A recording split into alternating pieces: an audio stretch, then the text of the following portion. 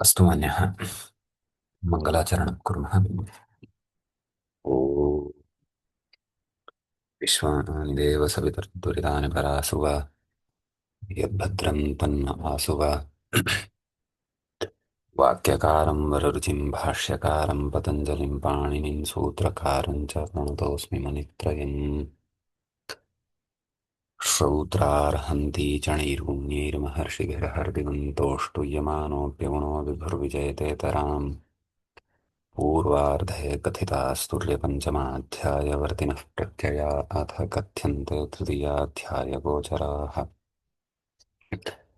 नमः पाणिनिकाध्यायनपतञ्जलिभ्यः शब्दविद्यासम्प्रदायकर्तृभ्यो नमः ऋषिभ्यो मुनिभ्यो गुरुभ्यश्च नमो नमः।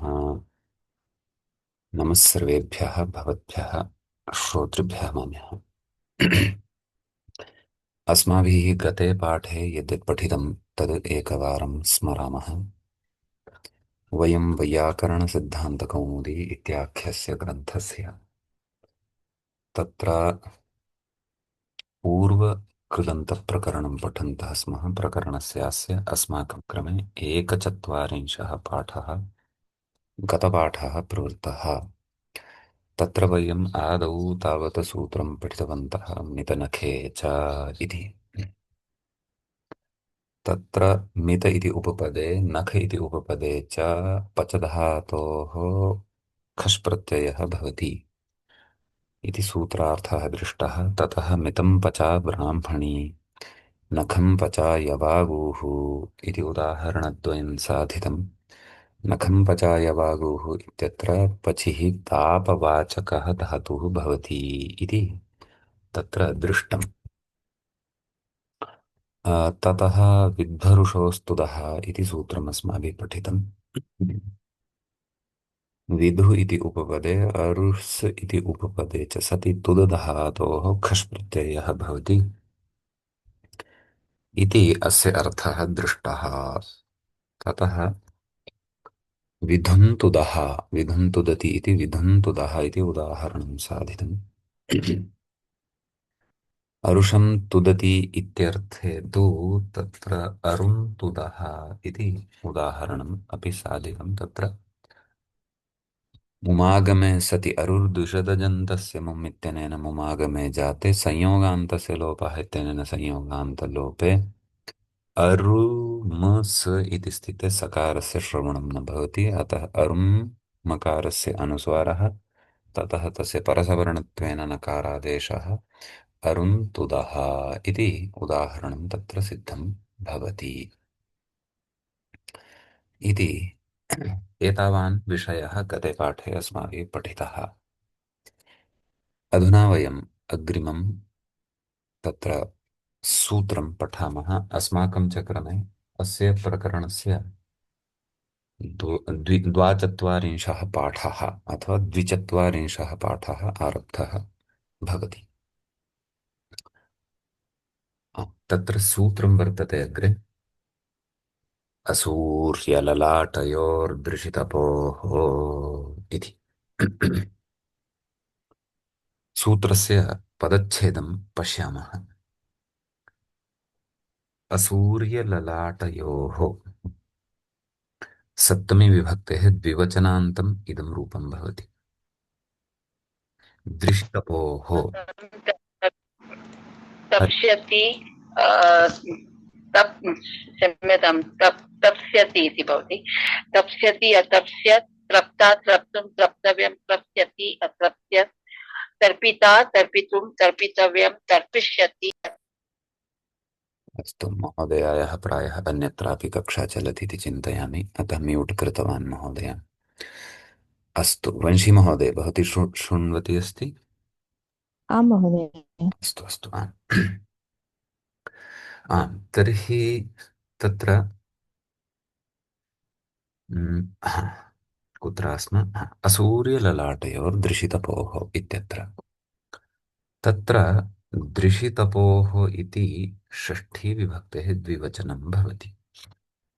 आम् तत्र असूर्यललाटयोः इत्यत्र विग्रहः कथं करणीयः? असूर्यश्च ललाटश्च असूर्यललाटौ तयोः असूर्यललाटयोः अपि च दृशिश्च तप च दृशितपौ तयोः दृशितपोः इति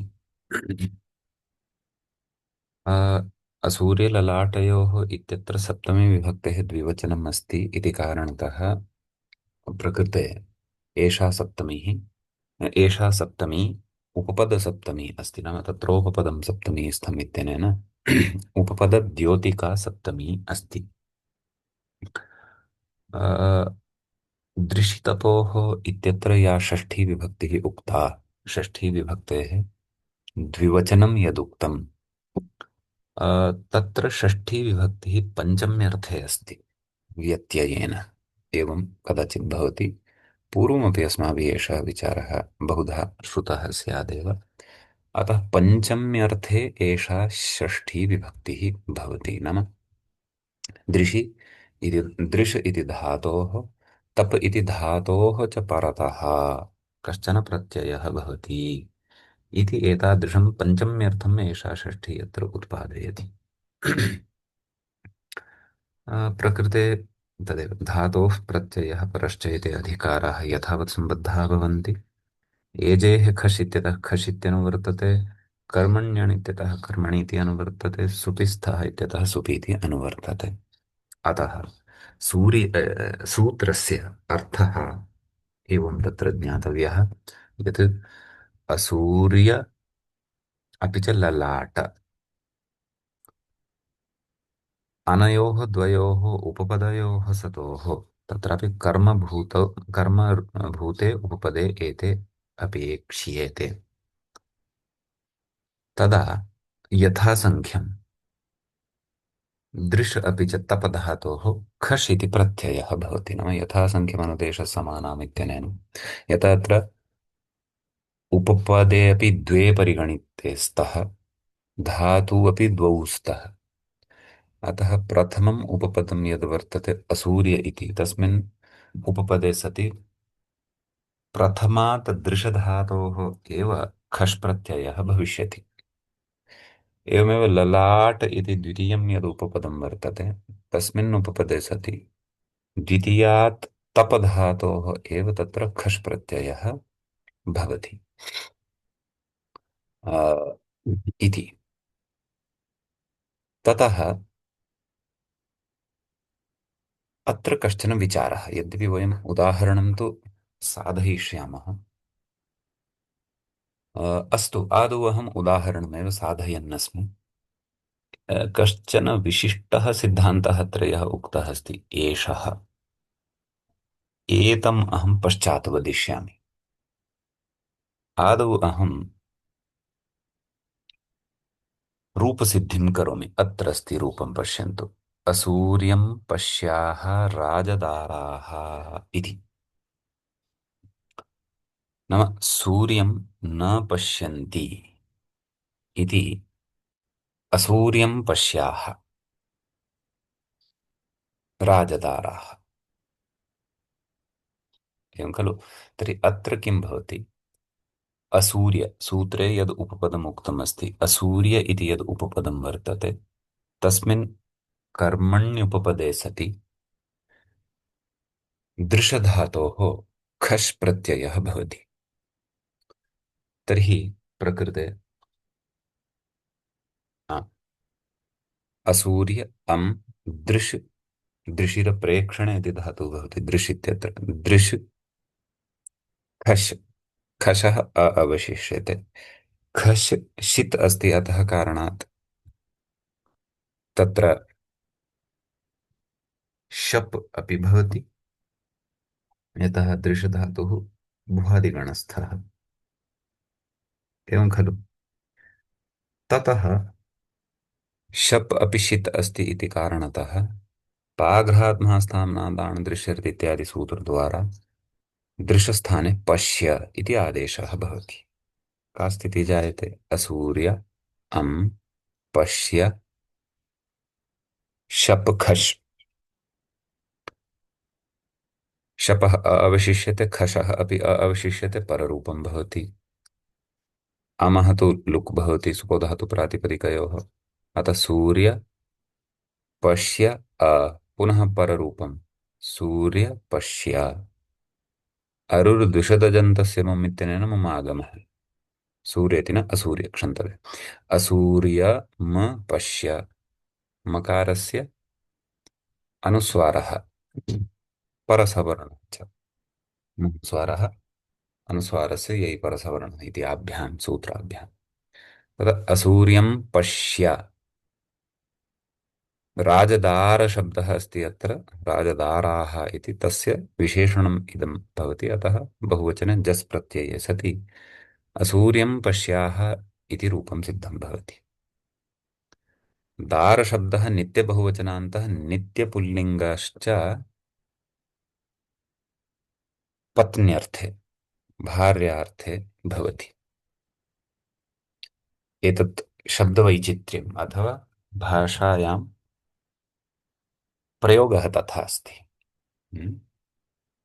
तथा सीता भगवती सीता श्रीरामस्य दाराः इति बहुवचनमेव प्रयोक्तव्यम् सीता एकाकिनी एका एव तथापि बहुवचनं प्रयोक्तव्यं किञ्च सीता तु स्त्रीलिङ्गे अस्ति परन्तु दारशब्दः पुल्लिङ्गे भवति किञ्चित् नित्यबहुवचनान्तः एव भवति एकवचनं द्विवचनं नास्ति बहुवचनमेव अस्ति रामशब्दवत् रूपाणि दाराः दारान् दारैः दारेभ्यः दारेभ्यः दाराणां दारेषु एवं रूपाणि भवन्ति तर्हि राज्ञां दाराः राजदाराः ता ते अथवा तेषां राज्ञां ये याः पत्न्यः अथवा तेषां ये राजदाराः ते राजदाराः असूर्यं पश्याः भवन्ति नाम सूर्यस्य दर्शनमपि तेषां न भवति अन्तः एव तावद् विस्तृतं तेषां साम्राज्यं भवति प्रासादे एव राजभवने एव नाम सर्वविधं सौकर्यं दासीभिः तत्रैव परिकल्प्यते तत्रैव सर्वविधमपि तत्र जीवनस्य अपेक्षितं यत्किमपि तत्सर्वं प्रासादे एव भवति विहरणादारभ्य भोजनव्यवस्थातः आरभ्य सर्वविधमपि अतः तैः दाराभिः अथवा तैः राज्ञां पत्नीभिः बहिः आगत्य सूर्यः द्रष्टव्यः इत्यपि तेषाम् अपेक्षा न भवति अपेक्षा अथवा नाम अवसरः एव न भवति अन्तः एव तेषां तथा नाम सौकर्यातिशयिता भवति अतः एतादृशाः राजदाराः असूर्यं पश्याः भवन्ति इति तु मया उदाहरणम् उक्तम् इदानीम् अत्र असूर्य इति शब्दे किञ्चित् समासविचारं कुर्वन् अस्ति ग्रन्थकारः अत्र च समासविचारं युज्यते समासविचारः युज्यते अपि किमर्थं यतः वयं यत्र प्रकरणं पठन्तः स्मः अधुना एतत् किं पूर्वकृदन्तप्रकरणं कौमुद्यां तावत् इतः पूर्वं समासविचारः कृतः भवति एवं खलु अतः समासान् पठितवन्तः सन्ति पूर्वकृदन्तं ये पठन्तः सन्ति अतः तैः सह समासचर्चा कर्तुम् अत्र युज्यते इति कृत्वा असूर्यशब्दे समासविचारं कथयति किं कथयति असूर्यम् इति असमर्थसमासः नाम असूर्यं पश्य इति यः असूर्यं पश्याः इति वयं प्रयोगं कुर्वन्तः स्मः तस्मिन् प्रयोगे असूर्यम् इति यत् अस्माभिः कर्मभूतम् उपपदं स्वीकृतं द्वितीयान्तं तत्र नयः सूर्येण सह समासः न सम्भवति वस्तुतः किमर्थं सामर्थ्याभावात् सामर्थ्यञ्च भवद्भिः समर्थः पदविधिः इत्यत्र श्रुतं स्यात् पदसम्बन्धी यो विधिः सः समर्थाश्रितो बोध्यः। सामर्थ्यं च तत्र द्विविधम् उच्यते। व्यपेक्षासामर्थ्यम्, एकार्थीभावसामर्थ्यं च। नाम पदेषु परस्परम् आकाङ्क्षायोग्यता सन्निधिवशात् विशेषतया कश्चन अन्वयः सम्बन्धः भवति, तत्र सामर्थ्यं भवति। तत्रैव व्याकरणस्य सर्वविधः अपि पदविधिः जायते इति। समासेषु तु विशेषेण। अतः असूर्यम् इति प्रयोगे असु तत्र असूर्यं पश्याः इति प्रयोगे असूर्यम् इति कर्मान्तम् इति कर्मरूपं द्वितीयान्तं यत् पदं वर्तते समस्तपदं, यथा उपपदेपि अत्र समासः जातः अस्ति। नय नया अ इति लब्धः अस्ति, सूर्य इति तु अस्ति एव, अनयोः समासः अस्ति। समासे सति नय एतस्य अकारस्य लोपः भवति, न लोपो नयः, अतः असूर्य असूर्यम् इति भवति। अत्र उच्यते, अत्र वस्तुतः समासः न शक्यः। कुतः न शक्यः? यतः प्रकृते नयः तत्र सूर्ये अन्वयः नास्ति। नयः सूर्ये अन्वयाभावात् सामर्थ्यमपि न भवति। सामर्थ्यं यदि नास्ति तर्हि समासः अपि न भवति।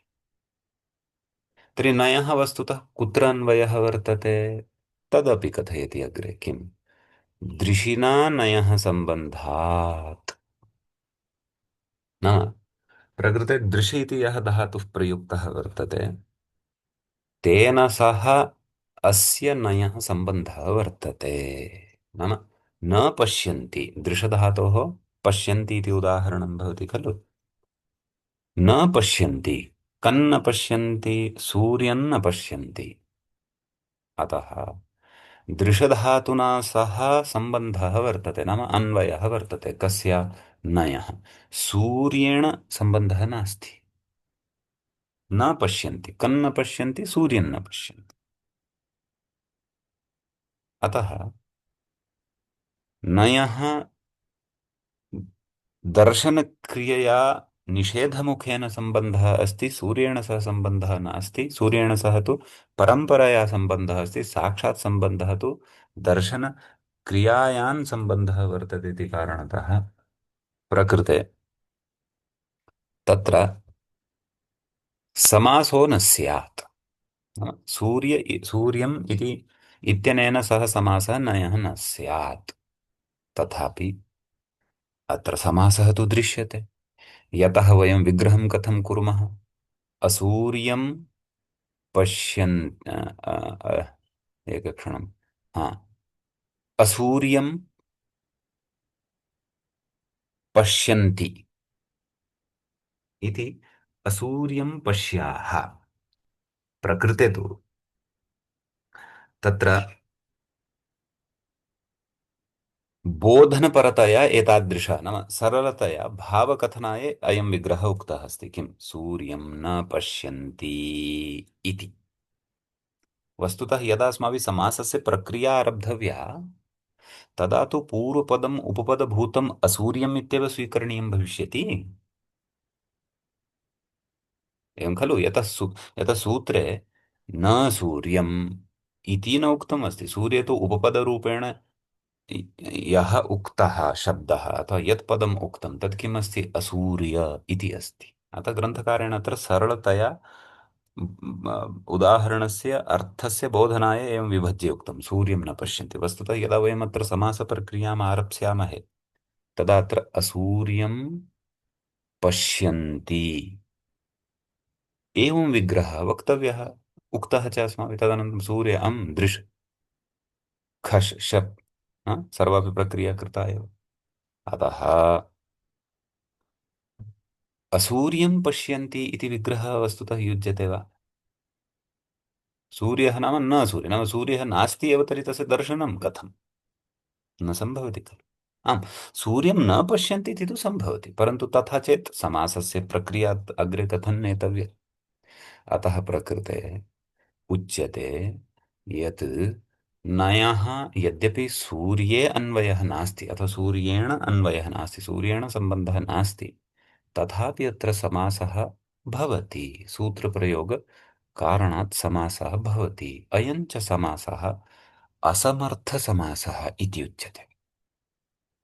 नाम तर्हि एतेन कः सिद्धान्तः बहिः आगच्छति, अर्थात् क्वचित् सामर्थ्याभावे अपि, नाम सामर्थ्यं न भवति यदि, तर्हि अपि तत्र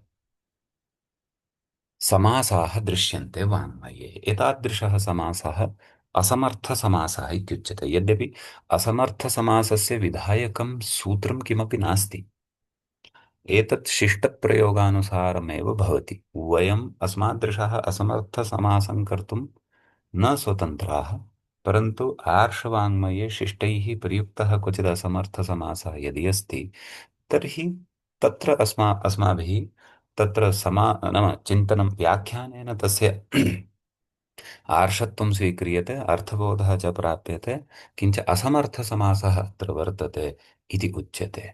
एवमेव समासप्रकरणे स्वयं पाणिनिना केषुचित् गणेषु अपि केचन असमर्थसमासाः पठिताः वर्तन्ते। अतः एवं रीत्या अत्र विवेकः करणीयः। यदि भवद्भिः समासप्रकरणं सम्यक् श्रुतं स्यात्, पठितं स्यात्, तर्हि अस्य विषयस्य भवतां पूर्णतया स्पष्टता भविष्यति। नापि श्रुतम् अस्ति यदि, तर्हि श्रवणसंस्कारः तु निश्चयेन अग्रे फलीभूतः भवेदेव। मान्यः, एषः विचारः अवगतो वा?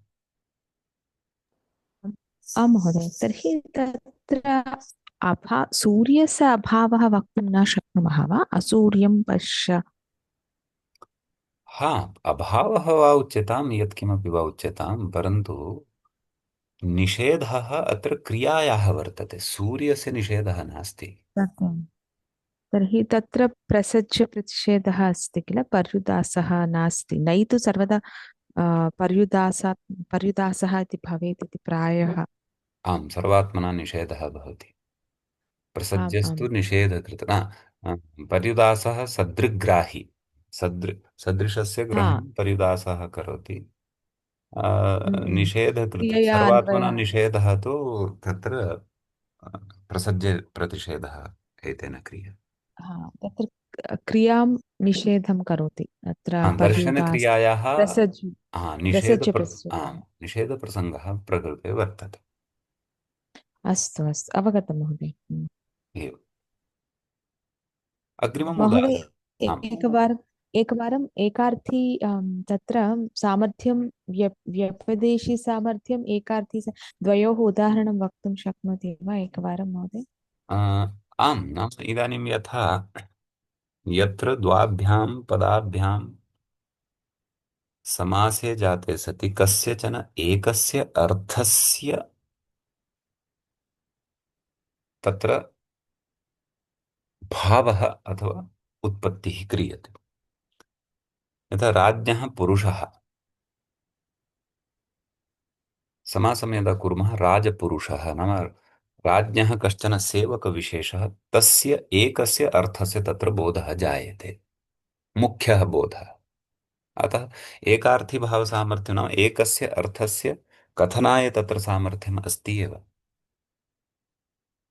व्यपेक्षा अपि अत्रैव अस्ति महोदय।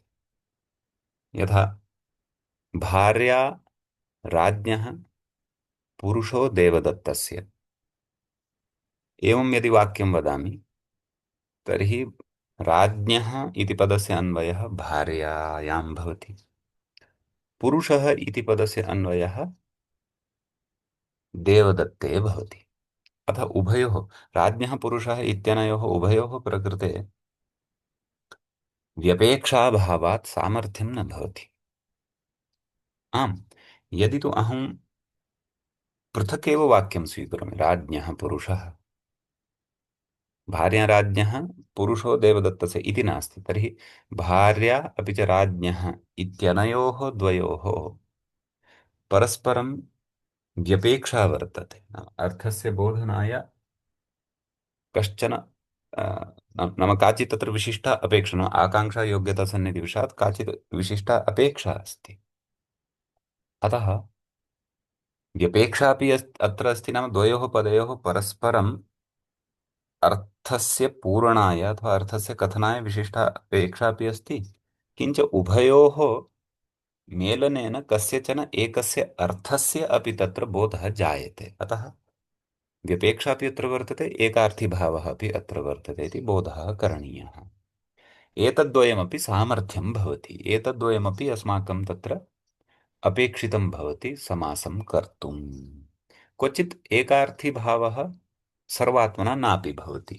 यथा उदाहरणाय द्वन्द्वः वर्तते, रामः कृष्णः घनश्यामः एते त्रयः वर्तन्ते।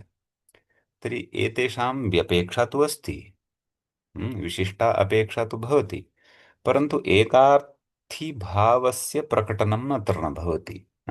अत्र त्रयाणां पदार्थानां बोधः जायते, रामस्यापि बोधः जायते, तत्र कृष्णस्यापि बोधः जायते, घनश्यामस्यापि बोधः जायते। अतः केषुचित् समासेषु उभयमपि भवति, व्यपेक्षापि भवति, एकार्थीभावः अपि भवति, केषुचित् समासेषु क्वचित् व्यपेक्षा एव भवति इत्यपि अस्ति महोदय। अतः एवं रीत्या एकार्थीभावस्य व्यपेक्षायाः च इति उभयविधसामर्थ्यस्य विवेकः करणीयः। आं महोदय, धन्यवादः। स्पष्टं खलु? आम् आं महोदय। इदानीं द्वितीयम् उदाहरणं पश्यामः। ललाटं तपः सूर्यः इति। तत्र ललाट इति उपपदमस्ति एव सूत्रे, द्वितीयः धातु तप। तर्हि ललाट इति कर्मभूते उपपदे सति तपधातोः खष् प्रत्ययः भवति। पूर्वदेव शप् पररूपं मुम् इत्यादिकं कृत्वा ललाटं तपः नाम ललाटं तपति। नाम यथा अद्यत्वे ज्येष्ठमासः प्रचलति, अतः ज्येष्ठमासस्य सूर्यः तादृशः भवति यः अस्माकं ललाटम् अर्थात् मस्तकं तत्र तापयति, तत्र उष्णताम् उत्पादयति। अतः ललाटं तपः सूर्यः। तत्र सूर्यः एव ललाटं तपः भवेत् इति न, अन्ये पदार्थाः अपि भवितुम् अर्हन्ति। यथा अग्निं प्रज्वाल्य शीतकाले वयम् अग्नेः पुरतः उपविशामश्चेत् तदापि ललाटं तपः सूर्यः इति प्रयोगः अस्माभिः कर्तुं शक्यः। अथवा अन्तः रोगविशेषः जायते, ज्वरः जायते चेत् तर्हि ज्वरः अपि ललाटं तपः जायते शरीरे। वस्तु ललाटमेव न, तत्तु समग्रं शरीरं तापयति। अतः एवं प्रकारेण अस्य उदाहरणस्य सङ्गतिः अवगन्तव्या। स्पष्टं महोदय? आं महोदय, स्पष्टमस्ति। अस्तु, तर्हि अग्रिमं सूत्रं पठामः। आं महोदय। अग्रे सूत्रमस्ति खश् विधायकमेव, निपातनं तत्र भवति, ज्ञास्यते। उग्रं पश्येरं मदपाणिं क्षमाश्च इति। अस्य विग्रहं पश्यामः। उग्रं पश्यश्च, उग्रं पश्यश्च, इरं मदश्च, पाणिं धमश्च। उग्रं पश्येरं उग्रं पश्येरं मदपाणिं धमाः इतरेतरयोगद्वन्द्वः अत्र अस्ति। च इति अव्ययपदम्। अत्र सूत्रार्थत्वेन एतत् वचनद्वयं दृश्यते। किम्? एते निपात्यन्ते इति। नाम अस्मिन् सूत्रे ये त्रयः शब्दाः पठिताः, उग्रं पश्यः, इरं मदः, पाणिं धमः, एते खश् प्रत्ययान्ताः निपात्यन्ते, नाम अत्र निपातनं क्रियते। निपातनं किं भवति इति तत्र सन्धिप्रकरणादारभ्य भवन्तः श्रुतवन्तः स्युः निपातनस्य लक्षणम्। सिद्धप्रक्रियस्य निर्देशः निपातनं भवति। नाम कस्यचन शब्दस्य प्रक्रियां सिद्धां कृत्वा पाणिनिमहोदयः साक्षात् निर्देशं करोति, सूत्रे तं सिद्धं शब्दं पठति। नाम पृथक्तया तस्य साधनाय किमपि प्रकृतिप्रत्ययं न कथयति। यथा सूर्यं पश्याः, ललाटं तपः इत्यादीनां साधनाय तेन प्रकृतिप्रत्ययविभागः दर्शितः। यत् एतदुपपदं स्वीकुर्वन्तु, एतं धातुं स्वीकुर्वन्तु, एतं प्रत्ययं स्वीकुर्वन्तु। हा? तथा न, साक्षात् सिद्धं शब्दं पठति। अत्र एतद् भवद्भिः तस्य निपातनेन ग्रहणं कर्तव्यम्। आम्, पश्चात् वयं तत्र चिन्तनं कुर्मः यत् किं किं निपातितवान् सः। सिद्धप्रक्रियस्य निर्देशनं कृतवान्, नाम सिद्धा प्रक्रिया यस्य सः सिद्धप्रक्रिया, तादृशस्य शब्दस्य सः निर्देशं सूत्रे कृतवान्। परन्तु प्रक्रियां सिद्धां कृतवान् सूत्रकारः किं किं तत्र साधितवान्, एतत् वयं पश्चात् चर्चां कुर्मः, यथा ग्रन्थकारः कुर्वन्नेव अस्ति। अतः त्रीनपि शब्दान् पुरस्कृत्य वयमधुना कस्मिन् कस्मिन् शब्दे तत्र कः कः विषयः निपातितः वर्तते, अस्मिन् विषये वयं चर्चां कुर्मः। एतेषाम् उदाहरणानाम् अर्थबोधं च प्राप्नुमः। उग्रं पश्यः एतस्य उदाहरणस्य विषये कथयति। उग्रम् इति क्रियाविशेषणं तस्मिन् उपपदे दृशेः खश् प्रत्ययः निपात्यते इति। उग्रं पश्यति इति उग्रं पश्यः इति उदाहरणमत्र साध्यमानं वर्तते। नाम उग्ररूपेण पश्यन्ति खलु केचन। उग्रं नाम तदेव उग्रस्वभावः कश्चन भवति खलु, कोप कुपितस्वभावः, अथवा एवं वक्रदृष्ट्या पश्यति कश्चन,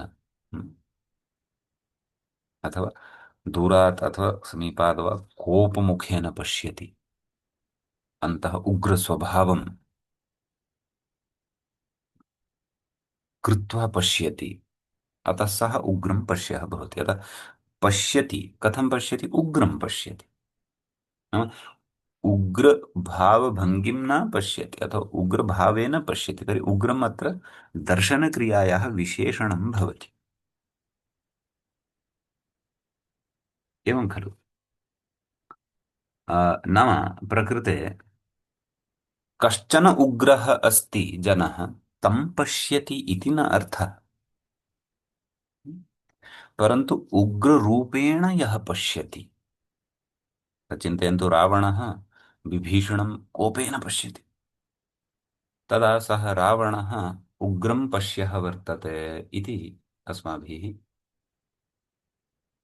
द्रष्टुं शक्यते अथवा वक्तुं शक्यते। नाम वाक्यप्रयोगविषये कथयन्नस्मि, तर्हि अत्र किमपि न भवति। उग्र इति तत् उपपदे।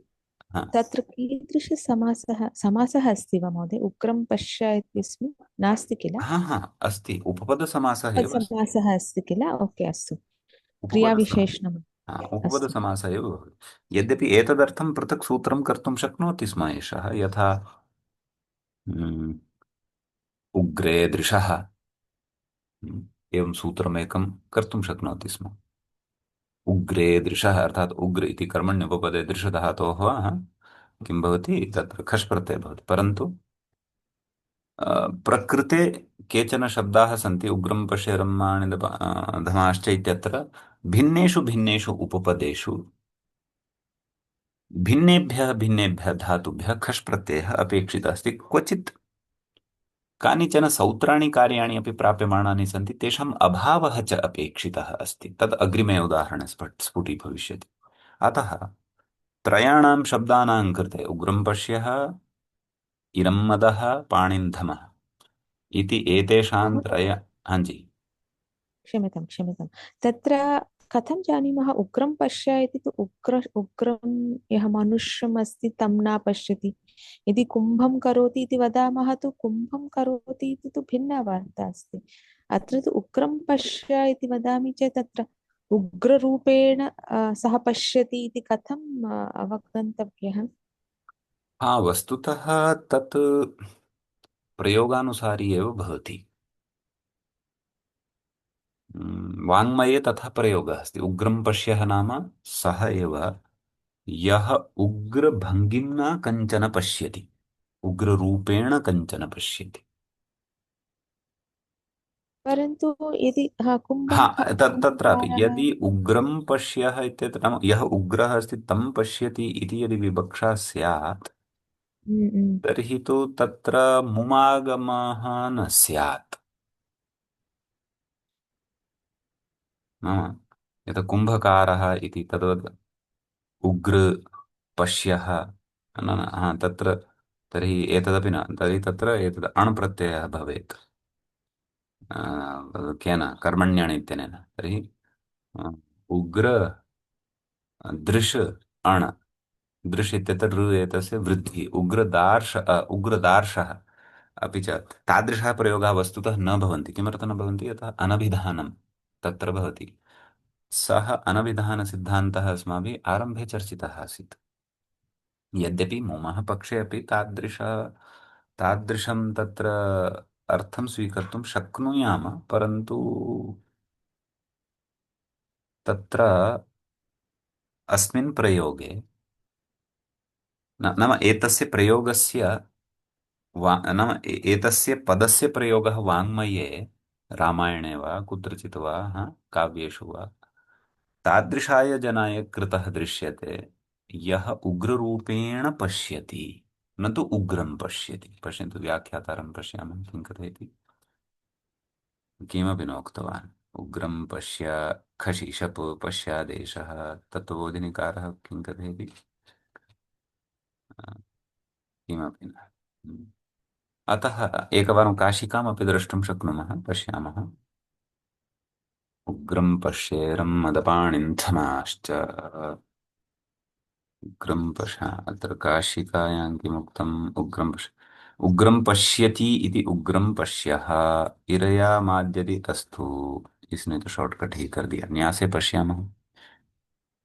उग्रं पश्य कर्मण्यण् इति प्राप्ते दृशेः खश् निपात्यते, पूर्वत् पश्यादेशः अस्तु, एतेनापि न सिद्ध्यति। उग्रं पश्य हरदत्तः कथयति क्रियाविशेषणमेतत्। भाष्यसूत्रमिदं व्याख्यातं वा न व्याख्यातम् इति चिन्तयामि। पदमञ्जरीकारः हरदत्तः महान् महान् पण्डितः भवति। सः तु उक्तवान् यत् क्रियाविशेषणं चेत् तर्हि तु स एव अर्थः आगच्छति महोदय। किं? यत् उग्ररूपेण नाम कश्चन उग्रः सन् पश्यति। आम्, क्रियाविशेषणे स्वीकारे यदि तत्र दृढतया प्रमाणान्तरं नास्ति, तर्हि यः उग्रः अस्ति तं पश्यति इत्यपि स्वीकर्तुं शक्नुयाम इति अहं चिन्तयामि। तथैव काशिकाकारं पश्यन्तु, उग्रं पश्यति ते उग्रं पश्यति। क्रियाविशेष क्रियाविशेषः नास्ति तर्हि तत्र तु उग्रं यः अस्ति तं पश्यति इत्येव अर्थः बोधः भवति किल? इति इति इत्येव वक्तव्यम्। प्रायः अस्तु। इत्येव वक्तव्यं, परन्तु हरदत्तेन मञ्जरीकारेण अपि च सिद्धान्तकौमुदीकारेण क्रियाविशेषणस्वीकारः यः कृतः, तत्र अहं चिन्तयामि तैः वाङ्मये एषः प्रयोगः तथैव लक्षितः। नाम प्रायः। उग्रस्वभाववान् कश्चन रावणादिः सः विभीषणादिं पश्यति यदा, तदा सः उग्रं पश्यः इत्येवं रूपेण क्वचित् व्यवहारः दृष्टः स्यात् वाङ्मये। अतः क्रियाविशेषणमिदम् अत्र उक्तं स्यात्। भट्टोजीदीक्षितः एव क्रियाविशेषणं कथयन्नस्ति इति नास्ति। प्राचीनवैयाकरणः हरदत्तः अपि अस्माभिः अधुनैव दृष्टः, पदमञ्जरीकारः। अतः एवं वक्तुं शक्यते। भाष्ये तद् न व्याख्यातं तर्हि वयं प्रकारान्तरेणापि अपि च वस्तुतः एकः विषयः इतोपि अस्ति। कदाचित् क्रियाविशेषणार्थे एव एषः शब्दः अत्र निपातितः, यद्यपि तथा सिद्धान्तः नोक्तः, निपातितः इत्यपि कदाचित् भवितुम् अर्हति। तथापि तत्र तथा भाष्यादिषु तु चर्चा न दृश्यते। ग्रन्थद्वयमेव अत्र प्रमाणं, कौमुदी पदमञ्जरी च। अतः वस्तुतः यः कश्चन उग्रः अस्ति, तं यः पश्यति सः उग्रं पश्यः इति यथा वयं चिन्तयन्तः स्मः, यथा भवत्या तत्र प्रश्नः कृतः, तादृशे प्रयोगे तत्र वाङ्मये क्वचित् व्यवहारः अस्ति वा, नाम तादृशस्य प्रयोगस्य वाङ्मये कुत्रचित् व्यवहारः अस्ति वा इति द्रष्टव्यम्।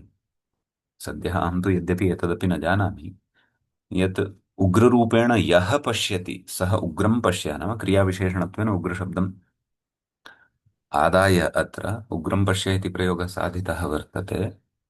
कुत्र साधितः वर्तते सद्यः अहं तु तदपि न जानामि, यतः मया समग्रं संस्कृतवाङ्मयं नाधीतं वर्तते। तथापि ग्रन्थकारोक्तदिशा अथवा ग्रन्थकारोक्त व्याख्यान व्याख्यानं पुरस्कृत्य अस्तु वाङ्मये प्रायः उग्रं पश्य इति आधिक्येन तादृशाय जनाय एव प्रयोगः कृतः स्यात् यः उग्ररूपेण पश्यति इति। अतः तथा एवम् अत्र प्रयुक्तम्। हम्म।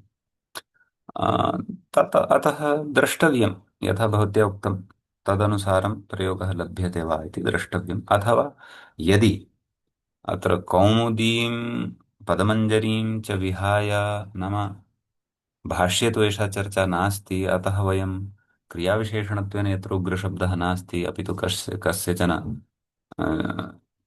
व्यक्तिविशेषणत्वेन उग्रशब्दः प्रयुक्तः वर्तते इति यदि अस्ति, तर्हि वयं तत्र तथापि प्रयोगं कर्तुं शक्नुमः यथा भवत्या चिन्त्यमानः वर्तते। एकवारम् उग्रशब्दं कोशे पश्यामि, कदाचित् उग्र न न अस्ति खलु, उग्रः इत्यपि अस्ति, महादेवः इति तस्य अर्थः वर्तते। अतः महादेवः महादेवं पश्यति यः सः अपि उग्रं पश्यः भवितुम् अर्हेत् खश् प्रत्ययान्तः इति भाति। तथापि तथा तत्र प्रयोगः एव मानं, नाम प्रयोगः एव द्रष्टव्यः तथा अस्ति वा इति। अस्तु महोदय, आं महोदय। एवमत्र चिन्तयामि अहम्।